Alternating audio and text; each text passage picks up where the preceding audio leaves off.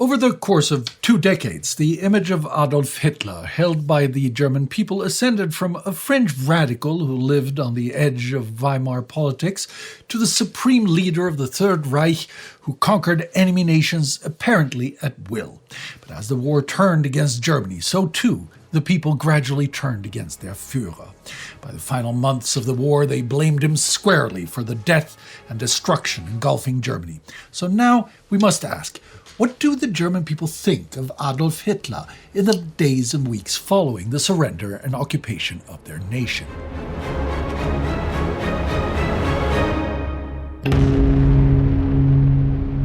I'm Spartacus Olsson. This is a World War II in real-time legacy documentary. This episode has its origins in a question sent in by one of you. Time Goes to Army Captain Rob Camp asked us about the German people's opinion of Hitler after the defeat. Crucially, Rob used an interesting word in his question, asking us if the German people continued to love Hitler in the days and weeks following the surrender. Now, before I get to the issue of love, let's settle 2 things from the get-go. 1, anyone with adult awareness living in Germany during World War II knew of the Nazi atrocities from the start and knew about what would become known as the Holocaust by the latest in early 1942. They may not have known about the exact methods or the exact scope, but they knew. This is well established beyond any reasonable doubt. 2, while we do not have approval ratings through reliable contemporary research or polling of the time, post-fact research based on the Nazis' own notes, interviews with Germans post-war, and a variety of statistical analysis establishes that at least 60%, perhaps 80% of German adults did not disapprove of the Nazi policies until the very last phase of the war. That said, to say that Hitler was still loved by the German people in the final stages of the war would be a stretch. In general, love is a word easily abused in a totalitarian regime where adulation of the leader is the basis of power. That said, Hitler's personal popularity did reach enormous heights in the late 1930s and into the first couple of years of the war. But much of the popular discussion of Hitler and the Nazis does not make clear enough that this level of approval, which was a real, genuine admiration, and sometimes perhaps even what you might call love, was rather fleeting and certainly did not continue beyond the first couple of years of the war.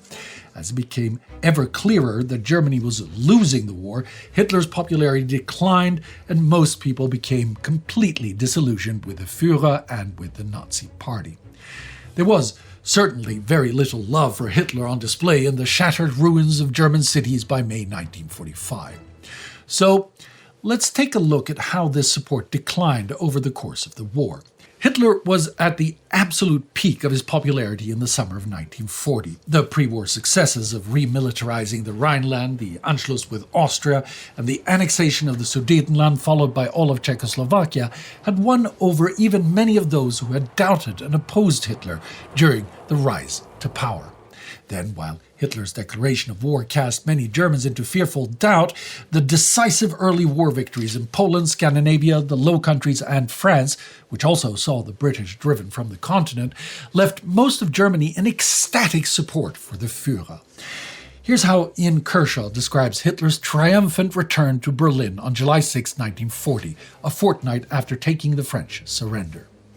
The reception awaiting Hitler in Berlin when his train pulled into the Anhalter Bahnhof at 3 o'clock on 6th of July was astonishing. It surpassed even the homecomings after the great pre-war triumphs like the Anschluss. Many in the crowds had been standing for 6 hours as the dull morning gave way to the brilliant sunshine of the afternoon. Even opponents of the regime found it hard to resist the victory mood. Workers in the armaments factories pressed to be allowed to join the army. People thought final victory was around the corner. Only Britain stood in the way. For perhaps the only time during the Third Reich, there was genuine war fever among the population. But that jubilation was only temporary, and the undercurrent of anxiety had not left.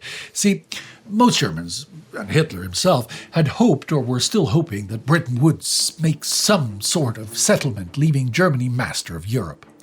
But already by the time he arrived in Berlin, Hitler himself was pretty sure that Britain would not simply roll over and give Germany a free hand. The British evacuation of Dunkirk at the end of May 1940 and Churchill's decision to destroy the French fleet at Mers el-Kebir just 3 days earlier were clear statements of British intent to fight on. The only option then was an invasion of Britain, but following British victory in the Battle of Britain by August, it became clear to the German people that the war would not be over anytime soon. That feeling was only reinforced after the German invasion of the Soviet Union in June 1941. Operation Barbarossa did bring immediate battlefield success, but month after month the German army advanced eastward, taking hundreds of thousands of prisoners, and still it seemed to get no closer to victory. The year 1941 was capped off with Soviet victory at the Battle of Moscow and Hitler's declaration of war on America. As the German people collected winter coats to send to the front, their feelings of unease and anxiety only grew. That's not to say that there was a quick and complete collapse in people's faith in the Führer. Far from it. Joseph Goebbels' propaganda and Hitler's public appearances were able to provide a lot of reassurance. Often, the German people separated the failures of the military or the Nazi party from Hitler himself. This is in keeping with the dynamics in most authoritarian and totalitarian regimes around the world. Whether it was the French kings, Russian tsars, or even Hitler's own nemesis, Joseph Stalin, such leaders often sit atop a pedestal, insulated by propaganda, tradition, and misplaced hope. While their own popularity certainly takes a hit, the public directs their anger primarily at the officials, ministers, parties, and bureaucracy below them. But such fictions can only be maintained for so long, and Hitler was no exception. In Hitler's case, the year 1943 was a crucial inflection point in his relationship with the German people. The year began with the surrender of the Sixth Army at Stalingrad, which was announced to the public on February 3rd. Up until that point, the regime had concealed the perilous situation of Friedrich Paulus and his men for months on end, and this defeat was a real shock to the Reich. The security services reported groups of women crying with grief at newsstands and accusations that Hitler was a liar. Unlike in previous moments of crisis, Hitler, whose health was now beginning to fail, refused to make a public appearance or a radio address to reassure his people in their time of greatest need. It was left to Goebbels to step into the breach, and in doing so, the propaganda minister took the opportunity to set a new tone for the party's messaging. His February 18th speech in the Sportpalaz in Berlin was exemplary of this new direction. In this so-called total war speech, Goebbels swept away any remains of the narrative of early war years of the Wehrmacht powering across Europe to build the utopian Greater German Reich. That message had died on the battlefields of the Soviet Union. The new rhetoric was the rhetoric of fear. The Reich was now under siege, facing a coalition of Jews, Bolsheviks, and plutocrats who were intent on destroying not just the German race, but on subjugating the entire world. Goebbels puts things in stark terms as he warns the nation. We must act quickly and decisively, or it will be too late. In the end, there will be no winners and losers, but the living and the dead. To stave off defeat and achieve final victory, people would have to bear more hardship and sacrifice more than ever. In the wake of the speech, the government extended factory hours, closed places of leisure, funneled more office workers into the army and armaments factories, and pushed more and more women into the workforce. As wartime life became tougher, Hitler's public appearances and broadcasts became fewer and further between. And although the rhetoric of fear and the hope for a hard-won final victory did rally the people for a time, the Nazi regime simply could not live up to its promises to turn the tide. Soon after the speech, there followed the surrender of German and Italian forces in North Africa in mid-May. The Allies then used Tunisia as a springboard to invade Sicily in July. By the end of the month, Benito Mussolini had been deposed as leader of Italy, and by September, Germany's ally had surrendered.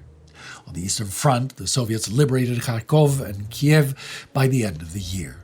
On the home front, Germans faced ever greater losses of loved ones, with over 90,000 soldiers having marched into captivity at Stalingrad alone. On top of this, the British and Americans unleashed ever greater fleets of bombers to destroy German towns and cities. These raids marked the final futility of Luftwaffe Chief Hermann Göring's 1940 promise that no enemy bomber would ever fly over the Reich. I'll get back to the effects of the bombing campaign in a moment. On the battlefields of Europe, things only got worse in 1944. As the German army retreated, Hitler and the Nazis increasingly turned the instruments of terror against their own people. The Western Allies landed in France in June and advanced towards the German frontier. In the east, the Soviets launched Operation Bagration, and the Red Army reached the gates of Warsaw, putting them just over 500 kilometers from Berlin. As losses continued to mount on the battlefield, both civilian and military morale plummeted. Then came the attempted assassination against Hitler by Colonel Klaus von Stauffenberg and a group of army officers on July 20th, 1944.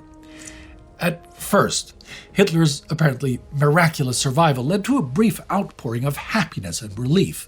But soon, as the defeats kept on coming, the mindset for most people became one of dogged determination of surviving the war despite Hitler and the regime, rather than fighting to win victory for them.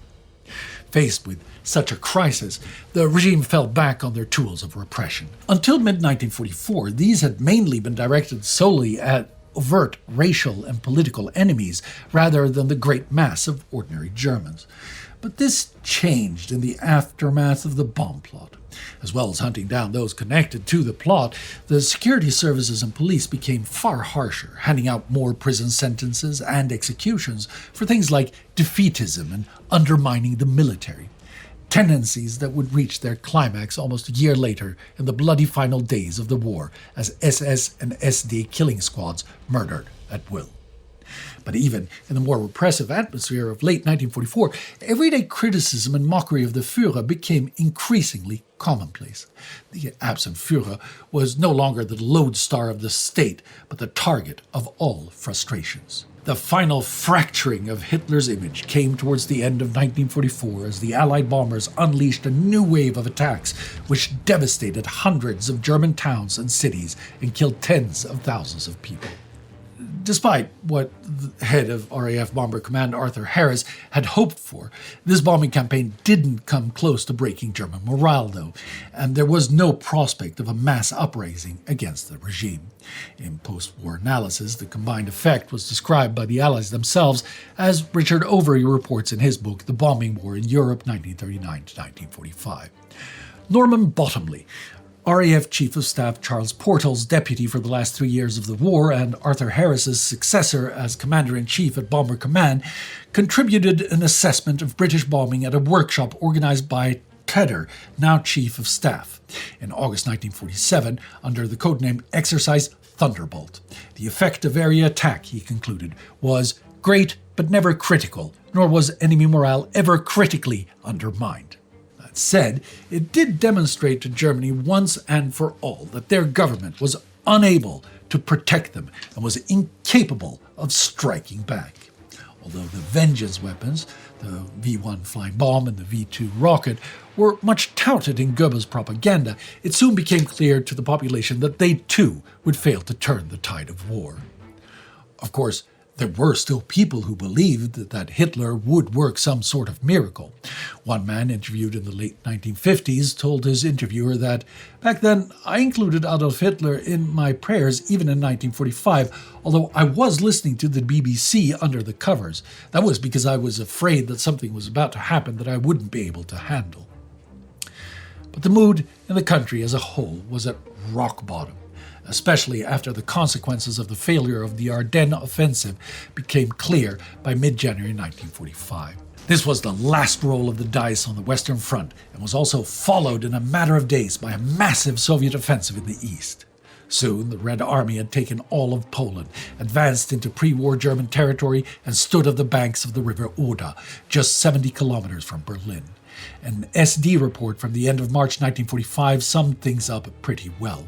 It noted that most people now believed that nothing could change the outcome of the war, and that there was a deep-seated disappointment and misplaced trust, a feeling of grief, despondency, bitterness, and growing rage, above all amongst those who have known nothing in this war other than sacrifice, and work. This meant that as the war began to end for Germans on the western frontiers of the Reich in early 1945, the overwhelming feeling was one of relief. For them, the war was over, and it turned out that the enemy was not the genocidal monster depicted in Nazi propaganda. Things were different in the East, where vast streams of refugees fled from the advancing Red Army and the atrocities of rape and killing which would reach their apogee in Berlin in May 1945. But despite Goebbels' best efforts, even in the East there was no mass uprising against the occupier. The guerrilla werewolf campaign claimed a few Allied lives in East and West, but mostly these were limited to isolated and uncoordinated attacks by Nazi fanatics and indoctrinated youths. At the end of the war, most German people, like the rest of the world, just wanted to have it over with and start to rebuild their lives. As for the attitudes to Hitler himself, the dominant emotion is one of bitterness and betrayal. Sure, you get some people who shed tears for the Führer after his death is announced on May 1st. There are even those who end their own lives in solidarity, sometimes taking their families with them. But those who have studied and written on public opinion in Germany, the likes of Richard Evans, Ian Kershaw, and Nicholas Stargard, are clear that there is very little sorrow for Hitler. In fact, he openly becomes the target for all the pain and anguish, the man guilty for leading the country to destruction. Here's a diary entry that Richard Evans quotes from. Laura Valb, whose admiration for Hitler had been boundless 5 years before, now wrote on May 2nd, 1945. Hitler fallen, now he is at rest. It's surely the best thing for him. But ourselves? We're abandoned and delivered up to all and sundry, and in our lifetime we can't rebuild anymore what this war has destroyed. In the beginning, the ideas Hitler wanted to realize were positive, and in domestic policy some good things happened.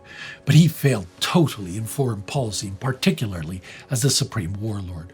The path of an idea, what a path, and the people must now pay for it. What a bitter end. Hitler is dead now, but we and those who are to come will carry throughout our lives the burden he laid upon us. As well as serving as the focus of all this bitterness, the conveniently dead Hitler becomes an obvious alibi for the German people. After the surrender, a focus on Hitler and other senior Nazis allows the German people to reframe themselves as victims of the Nazi regime. The Allies pursue their policies of denazification and force Germans to look upon the aftermath of the Holocaust, but many turn away, unwilling to acknowledge the implications of this. Few are prepared to reflect on their own support for the regime, and they refuse to face the fact that it was their nation that had launched a genocidal war of aggression. This allows Germans to create a new self-image, not just as victims of Hitler, but also of the Allied bombing and Soviet brutality. Some, in fact, continue to echo the wartime propaganda and denounce the photos and films of the camps as just the latest part in America's Jewish war against Germany. The sense of victimhood only increases as Germans and Austrians live throughout the difficult early years of occupation and division, which see not just the fundamental loss of sovereignty, but shortages of food, fuel, clothing, housing, and jobs, along with a ruined economy. Millions expelled from the East and millions of prisoners held in the Soviet Union. As such, denazification bears little fruit. As was the case in that Richard Evans diary quote I just read, people begin to separate the mythical good years of Nazism in the 1930s from the catastrophe of the war, bemoaning the fact that Hitler had taken things too far. This is reflected in polls run by the Americans, which find that up to 55% of Germans think that Nazism was a good idea carried out badly. And although they may balk at the methods by which it was achieved, and they may believe that the Holocaust caused Germany to lose the war, a fairly sizable chunk of people, at least 30%, also continue to believe that Germany is better off without the Jews. The occupying powers played their part in this too, as both the Western Allies and the Soviet Union looked to enlist their Germans into the Cold War. They abandoned the notion of collective guilt and encouraged this sense of victimhood and innocence. Soviet policy starts off by affirming the German people's deep implication in the crimes of Nazism, and the purge of senior Nazis is more thorough in the East than in the West, although some former Wehrmacht generals do go on to serve in the East German army. But soon, The leader of the German Socialist Unity Party, Wilhelm Pieck, changes tack, and the German people become the victims of fascism who had been exploited and sent to their deaths by Hitler and the Nazi leadership. At lower levels, party members are able to continue their lives by publicly renouncing their past ideology. The German people as a whole are absolved of guilt by committing themselves to the collective endeavor of building socialism and by opposition to capitalism, imperialism, and fascism. This trend only accelerates as the Cold War heats up, and the West and the Soviet Union create two separate German states in 1949. Both superpowers want their half of Germany to rearm and to serve as a frontline force against the new enemy. In the East, the Soviets once again framed Britain and America as the enemies of the German people. In February 1949, the official Socialist Unity Party paper Neues Deutschland commemorates the bombing of Dresden by the RAF and USAAF 4 years earlier. The newspaper publishes eyewitness reports and photos of the dead piled high for cremation on Altmark Square. Against these bloody images, it echoes the words of Joseph Goebbels and condemns the bombing as an Anglo-American terror attack. In West Germany, Chancellor Konrad Adenauer responds to American calls to rearm by declaring in the Bundestag in 1951 that there has been no breach in the honor of the former German Wehrmacht. The age of collective guilt is at an end. Here, former Nazi Party members continue to dominate the West German state, military, and economy for almost 2 decades after the war. All of this means that a deep exploration of the Nazi period is delayed until the 1960s, when new generations come to the fore and start asking awkward questions of their parents and grandparents. In the West, those generations, the Germans born during and after the war, will change the course of the German nation. They will turn back to face the reality of the Nazi horrors and build a collective sense of responsibility to seek a better, more tolerant, more peaceful, more prosperous future for Germany inside a Europe based on unity and cooperation. All of us alive today have benefited from their work and that of their neighboring countries to achieve the same goals. Sure, the world after 1945 has been far from perfect, and too many people, have lived in continued suffering. But the reckoning with our past that eventually came after World War II ushered in a period of less conflict and improving quality of life for humanity, unprecedented in human history.